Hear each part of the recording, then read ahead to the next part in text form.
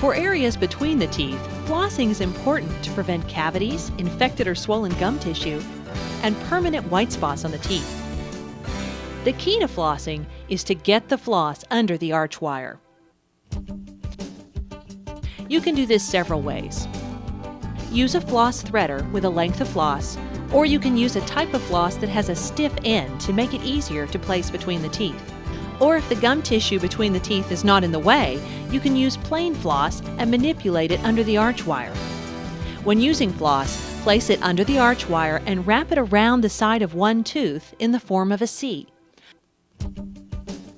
Move the floss up and down gently, making sure it goes under the gum tissue.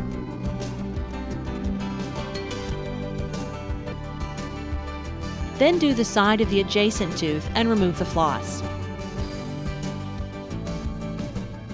Repeat the process between the next two teeth and continue around the arch until you have cleaned the sides of all your teeth. It does take a bit of time, but this way you can prevent dental disease and shorten your treatment time. It's well worth the effort.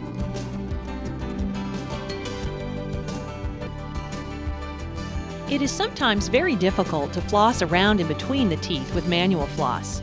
The Waterpick Flosser is an automated device that makes flossing easier, especially around brackets and wires. Be sure to read manufacturer's instructions prior to use.